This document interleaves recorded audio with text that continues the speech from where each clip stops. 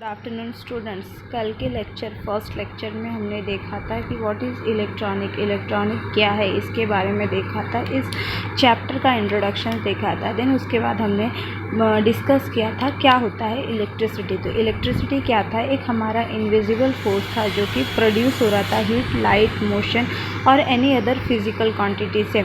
Electricity ये terms किस पे डिपेंड थी, मेरे करंट, वोल्टेज, रेजिस्टेंस पे डिपेंड थी।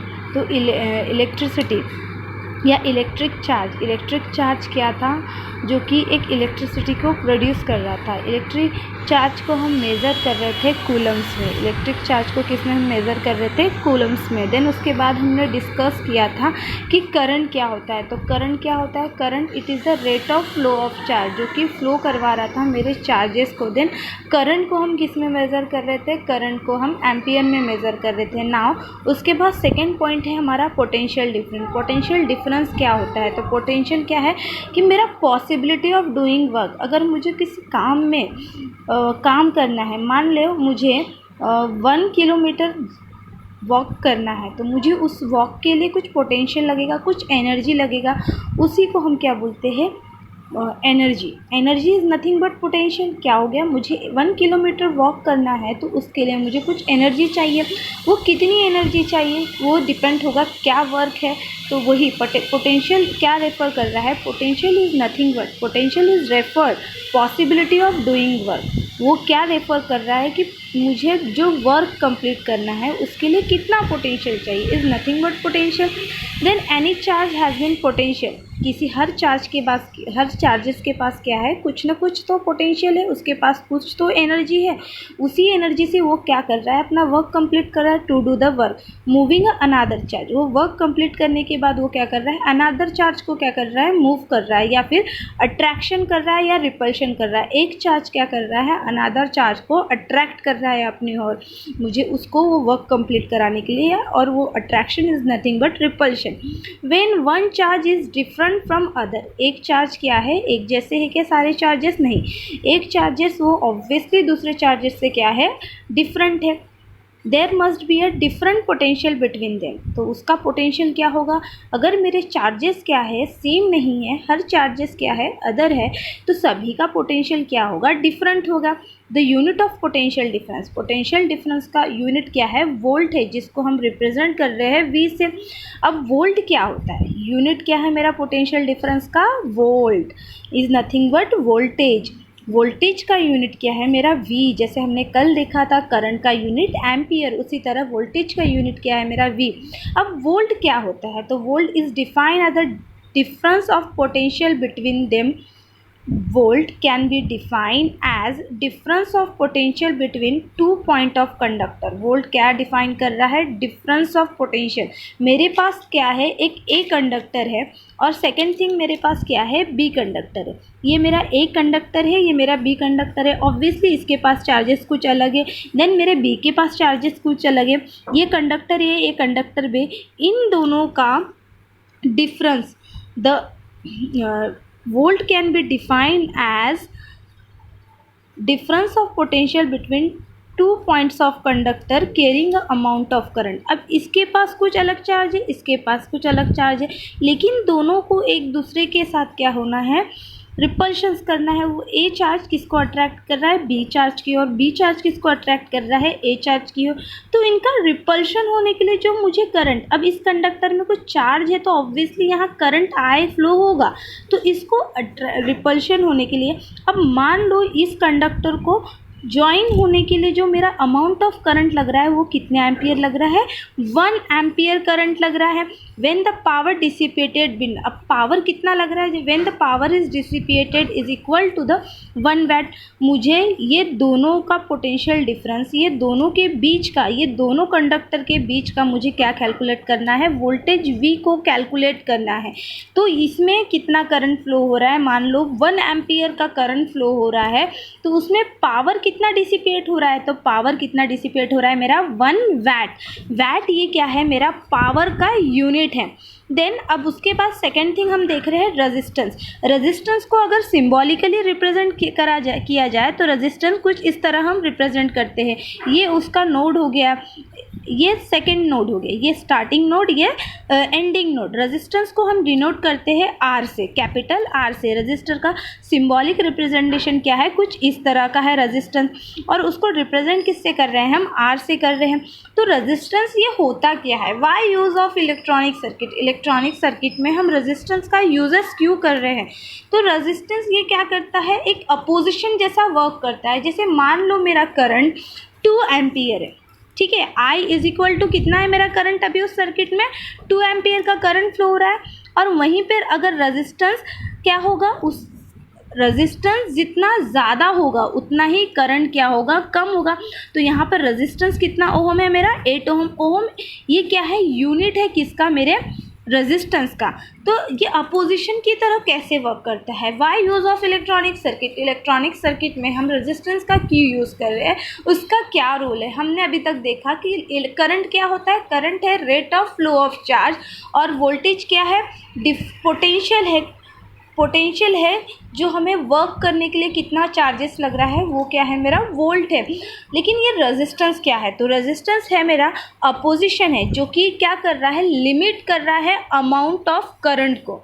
रेजिस्टेंस क्या है मेरा, रेजिस्टेंस इज द अपोजिशन, यहाँ पे क्लियरली लिखा है आपके बुक में, resistance is the opposition which is limit the amount of current can be produce by applied voltage. मैंने कुछ पोटेंशियल अप्लाई किया है उस सर्किट में, यानी कि वोल्टेज कुछ अप्लाई किया है। मान लो मेरा वोल्टेज कितना है, 4 वोल्ट है, ठीक है, मेरा वोल्टेज कितना है, 4 वोल्ट है।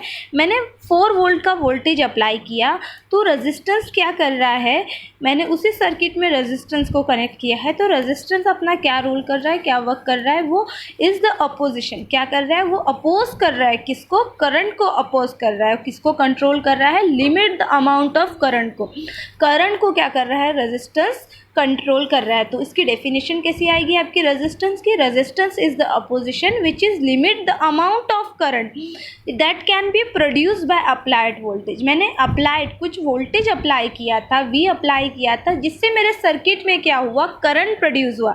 करंट प्रोड्यूस होने के कारण अब उसमें मैक्सिमम करंट प्रोड्यूस हो रहा था। वहीं अब वो सर्किट क्या हो जाएगा, जब मैक्सिमम बहुत ज़्यादा, अगर मेरा सर्किट 2 एम्पियर पे ही वर्क कर रहा है, ठीक है, मेरा सर्किट किस पे वर्क कर रहा है, 2 एम्पियर पे वर्क कर रहा है, लेकिन वहाँ पे 8 एम्पियर ये करंट, सपोज हम ऐसा मान लेते हैं कि मैंने कुछ वोल्टेज अप्लाई किया, मान लेते हैं कि मैंने 4 वोल्ट अप्लाई किया था, और मुझे सर्किट को वर्क करने के लिए करंट कितना चाहिए था, सिर्फ 2 एम्पियर चाहिए था, बट वहाँ पे मुझे करंट क्या मिल रहा था, 8 एम्पियर करंट मिल रहा था। तो क्या होगा इस कंडीशन में, क्या होगा, वो सर्किट डैमेज होगा या प्रॉपरली रन करेगा। अब मान लो कि आपकी कैपेसिटी है कि आप 1 किलो वेट उठा सकते हो, लेकिन आपके हाथ में दे दिया 10 किलो का वेट, तो आप उसको लेके चल पाओगे क्या कुछ देर, कुछ दूर तक नहीं, ऑब्वियसली नहीं जा सकती, क्योंकि आपकी कैपेसिटी नहीं है। उसी तरह मेरा करंट का उस सर्किट को वर्क कराने के लिए करंट कितना चाहिए था, सिर्फ 2 एम्पियर का करंट चाहिए था, लेकिन वहाँ पे मैंने अप्लाई किया कुछ वोल्टेज को, अमाउंट ऑफ वोल्टेज को जैसे अप्लाई किया, तो वहाँ पे करंट कितना प्रोड्यूस हो रहा था, 8 एम्पियर का करंट प्रोड्यूस हो रहा था। तो जिसके वजह से सर्किट क्या हो जाता है, शॉर्ट हो जाता है, सर्किट क्या हो गया, मेरा जल गया। तो इस डिसएडवांटेजेस को ओवरकम करने के लिए हमने रेजिस्टेंस का यूज़ किया अपने इलेक्ट्रॉनिक सर्किट में। इस डिसएडवांटेजेस को हमने हटाने के लिए, ओवरकम करने के लिए रेजिस्टेंस का यूज़ किया, जो कि क्या करता है, रेजिस्टेंस अमाउंट ऑफ करंट को लिमिट कर रहा है, कंट्रोल कर रहा है। जैसे कि मुझे सर्किट में 2 एम्पियर का करंट चाहिए था, लेकिन मैंने वहाँ पे 8 एम्पियर का करंट प्रोड्यूस हो रहा था, तो मुझे 8 एम्पियर के करंट को किस में कन्वर्ट करना था, 2 एम्पियर में कन्वर्ट करना था। तो उस कंडीशन के लिए, उस वक्त के लिए हम क्या करते हैं, रेजिस्टेंस का यूज़ करते हैं, जो कि क्या कर रहा है, मेरे करंट के को क्या कर रहा है, लिमिट कर रहा है, कंट्रोल कर रहा है। और रेजिस्टेंस का यूनिट क्या है, ठीक है, इलेक्ट्रिकल रेजिस्टेंस का यूनिट होता है ओहम, ठीक है, इलेक्ट्रिकल रेजिस्टेंस का यूनिट होता है ohm. Ohm can be defined, अब ओहम क्या होता है उसको देख लेते हैं in detail. Ohm can be defined resistance between 2 point of conductor. अब जैसे कि मेरा रेजिस्टेंस है जो कि ए पॉइंट और बी पॉइंट के बीच में कनेक्टेड है, ठीक है, resistance can be defined between the 2 point of conductor when a potential difference. अब इसके बीच का जो पोटेंशियल डिफरेंस है वो कितना है, मेरा 1 वोल्ट है, when a potential difference is 1 volt applied between this 2 point। मेरे A और B में potential difference कितना अप्लाई किया हमने, 1 volt प्रोड्यूस हुआ है। Then when a potential difference is 1 volt applied between this point produce the current। अब जैसे मैंने 1 volt अप्लाई किया, मेरा पोटेंशियल डिफरेंस कितना है, 1 volt है, तो वहीं पे करंट कितना प्रोड्यूस हो रहा है, 1 एम्पियर हो रहा है। The conductor not being surface of electromotive force, यानी कि यहाँ पे कोई भी एक अनदर फोर्स है क्या, नहीं, इलेक्ट्रोमोटिव फोर्स प्रेजेंट है क्या, नहीं। यही unit of define ohm, ohm की डेफिनेशन है।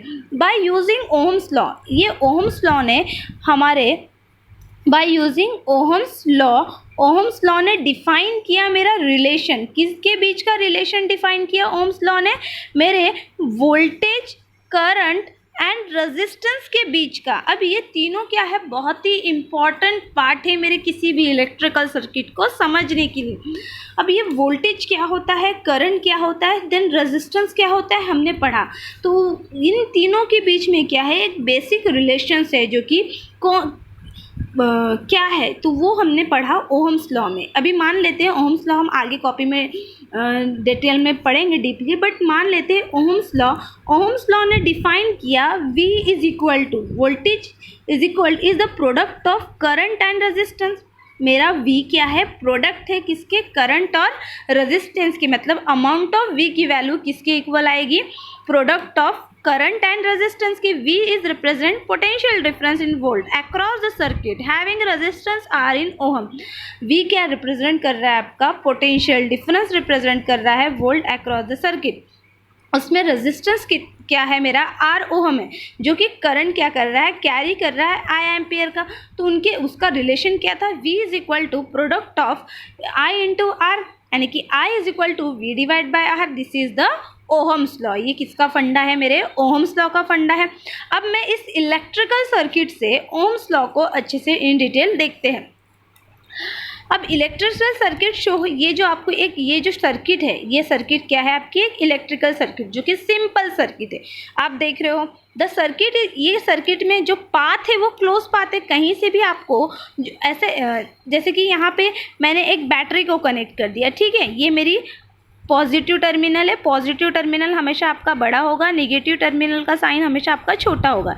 ये नेगेटिव टर्मिनल है, ये बैटरी है जो कि 4 वोल्ट की है, ठीक है। उसके बाद मैंने क्या किया, यहाँ पे एक रेजिस्टेंस को कनेक्ट कर दिया। अब जैसे मैंने पोटेंशियल डिफरेंस अक्रॉस किया, तो यहाँ पे मैंने बैटरी को कनेक्ट किया, तो यहाँ पे क्या हो गया, करंट फ्लो होना स्टार्ट हो गया, यानी कि I करंट फ्लो होने लगा। यह आपका रेजिस्टेंस R है, ठीक है। अब इसको मैंने ऐसे ओपन तो नहीं किया है ना, यहाँ पे ओपन है क्या ये सर्किट, नहीं, मतलब ये क्लोज है ना, पूरा कंप्लीट पाथ है, मतलब ये पूरा कंप्लीट लूप दिया है हमने ऐसा। तो ये क्या है, क्लोज सर्किट है, ठीक है, जिसमें मैंने बैटरी के अप्लाई करने से, वोल्टेज को अप्लाई करने से यहाँ पे क्या हुआ, करंट फ्लो होना स्टार्ट हुआ इस वायर में।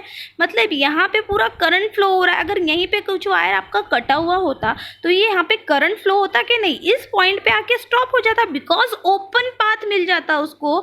कम फ्लो होने के लिए एक क्लोज पाथ है क्या, नहीं, करंट कभी भी आपके क्लोज पाथ में ही पूरा कंप्लीटली फ्लो होगा। अगर ओपन टर्मिनल होगा तो करंट उस टर्मिनल पे जाके क्या हो जाएगा, स्टॉप हो जाएगा। तो ये आपका जो कन्वेक्शनल करंट है ये क्लोज पाथ में फ्लो हो रहा है, और यहाँ पे हमने रेजिस्टेंस R को कनेक्ट किया है, जो कि क्या कर रहा है, R का यहाँ पे बेसिक रोल क्या है, जो कि लिमिट कर रहा है आपके अमाउंट ऑफ करंट को। This circuit provide means of using this circuit is provide, R क्या कर रहा है, आपके अमाउंट को लिमिट कर रहा है। किसके अमाउंट को लिमिट कर रहा है, तो करंट के अमाउंट को लिमिट कर रहा है। This circuit is provide means of using energy और बैटरी ऑफ वोल्टेज सोर्स। अब इलेक्ट्रिकल सर्किट के 3 इंपॉर्टेंट कैरेक्टरिस्टिक्स है। Must be a source of potential, यहाँ पे हमें रिक्वायर्ड क्या है, there must be a source of potential, हमें एक सोर्स चाहिए किसका, पोटेंशियल का। There must be a complete path of current flow one side of the applied voltage source and externally circuit returning to the other side of voltage source. मतलब मेरा current कब complete path में कब flow होगा, जब मेरा, जैसे मैंने बैटरी को कनेक्ट किया एक साइड से, तो वहीं पे वो बैटरी का दूसरे साइड में क्या होना चाहिए, एंड होना चाहिए, मतलब क्लोज पाथ होगा, तभी आपका करंट क्या होगा, फ्लो होगा। The current path normally has a resistance, वहाँ पे एक रेजिस्टेंस का भी हम क्या करेंगे, यूज़ करेंगे। Resistance use for getting a heat or limit of amount of the current, वो क्या कर रहा है, हीट जो प्रोड्यूस हो रहा है उसको कम कर रहा है और लिमिट कर रहा है किसको, मेरे अमाउंट ऑफ करंट को। अब इन फिगर मैंने शो देखा direction of electron flow in the form of negative side of battery.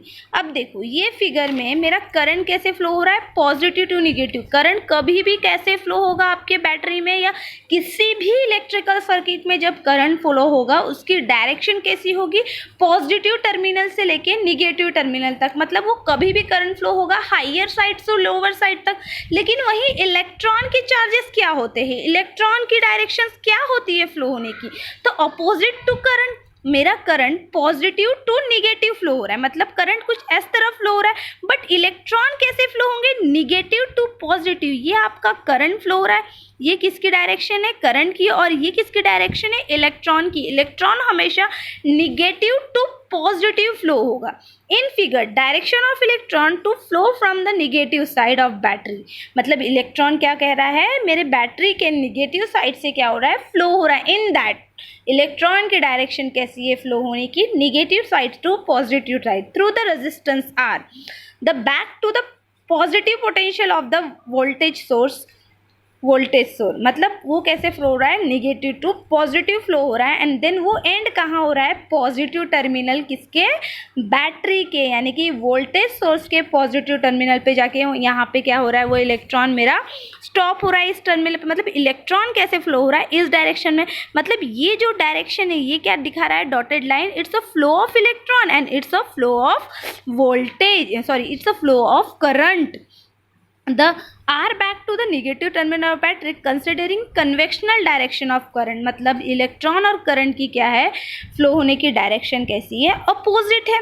अब मान लो ऐसा unit and multiple and higher units और सब मल्टीपल यूनिट्स का हम क्या करेंगे, यहाँ पे यूज करेंगे, ठीक है। दे हाई यूनिट्स आर, अब हमने पढ़ा है ना KB देखा है हमने, जैसे मोबाइल यूज़ करते हैं, इन दैट मोबाइल डाटा, अभी ज़्यादा डीपली नहीं जाते, तो वहाँ पे पहले डाटा किस में मिलता है, हमें KB में यूज़ करते हैं, उसके बाद हम MB में यूज़ करते हैं, देन MB के बाद हमारा डाटा क्या होता है, GB होता है। तो 100 MB क्या, सॉरी 100 KB क्या हो गया आपका, ये 1 MB हो गया, ठीक है। 100 KB ये क्या हो गया आपका, 1 MB हो गया। उसी तरह 100 MB 1000 MB ये कितना हो गया आपका, 1 GB हो गया। ये तो कैलकुलेशन आप लोगों ने देखा ही होगा। नाउ ये यूनिट्स होते हैं, ये कितने टाइप के होते हैं देखते हैं अभी। टेरा यानी 10⁻12 टेराबाइट। टेरा अगर यूनिट है तो ये कितना है, 10⁻12